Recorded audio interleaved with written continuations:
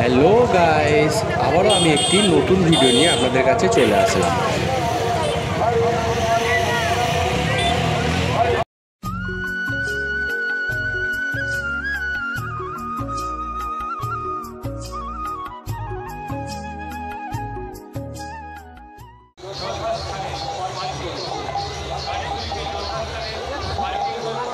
এটা কোন জায়গা আপনারা কি কিছু বুঝতে পারছেন?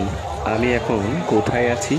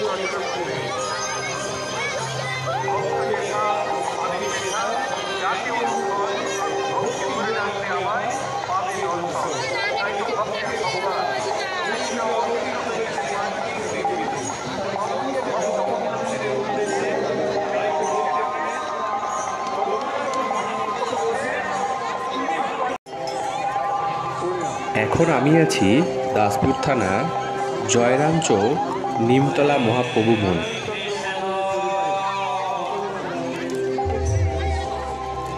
আজ থেকে এখানে হরিনাম অনুষ্ঠান শুরু হয়েছে। এখন চলবে রবিবার পর্যন্ত। আমার প্রথম এই জয়রাম চৌক নিমতলা মহাপ্রভু মন্দিরে আসা।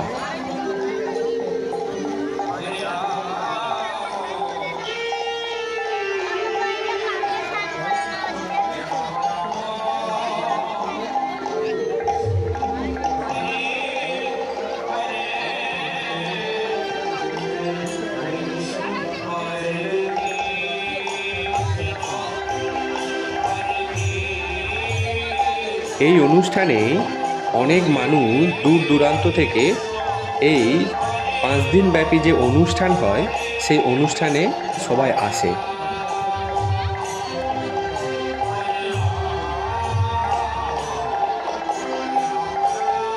আপনারা দেখতেই পাচ্ছেন মন্দিরটি ফুল দিয়ে কত সুন্দরভাবে সাজানো হয়েছে এবং চারিদিকে লাইটের কাজও খুব সুন্দর করা হয়েছে।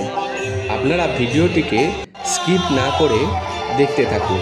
আমি মন্দিরটা ঘুরিয়ে আপনাদেরকে দেখাচ্ছি।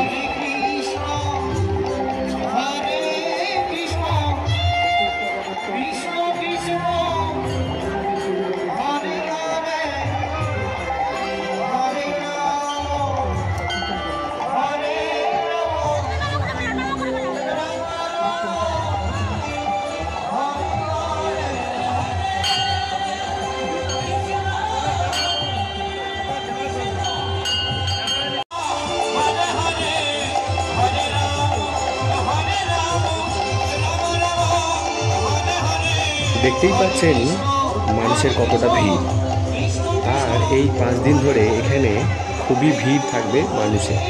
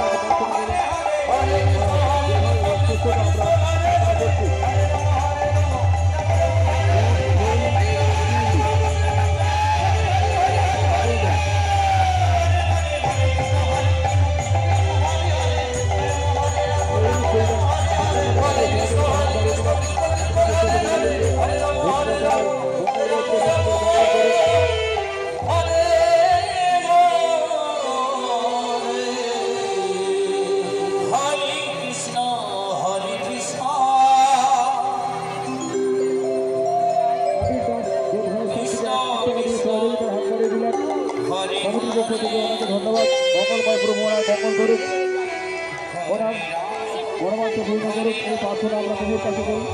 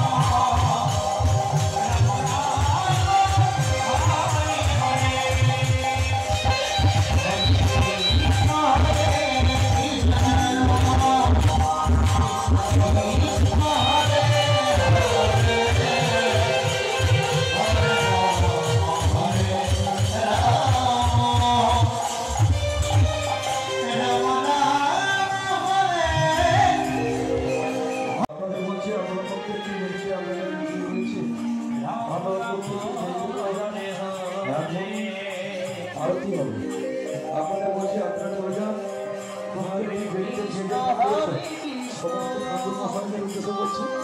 আপনারা সবাই বেদির মধ্যে চলে যান, এখনই আরতি শুরু হবে। কৃষ্ণ কৃষ্ণ হরে হরে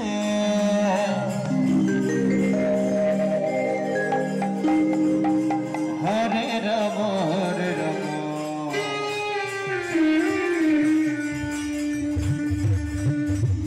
রাম রাম হরে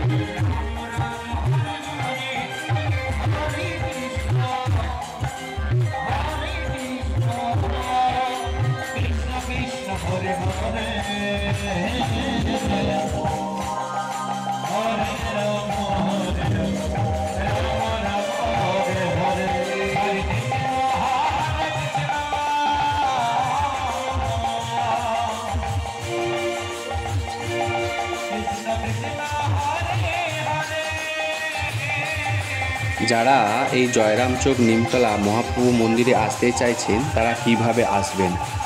যদি পাঁশকুড়া থেকে আসেন তাহলে এসে গৌড়ায় নামবেন, বা ঘাটাল থেকে আসলে এসে গৌড়ায় নামবেন। যদি বাসে আসেন তো ওখান থেকে কোনো টোটো করে এই মন্দিরে আসতে পারবেন। ভিতরের দিকে আসতে 15 থেকে 20 মিনিট লাগবে। আর যদি বাইকে করে আসেন তাহলে তো অনেক রকম রাস্তায় আছে। যদি বাসে আসেন বা টোটোয় আসেন বা প্রাইভেট কারে করে আসেন, আমার মনে হয় গৌড়া থেকে ভিতরে যেতে হবে 15 থেকে 20 মিনিট। গৌড়া দিয়ে যাওয়াটাই খুব বেটার হবে। আপনারা যদি এখানে আসতে চান তাহলে 16ই ফেব্রুয়ারি রবিবার পর্যন্ত এখানে অনুষ্ঠান চলবে।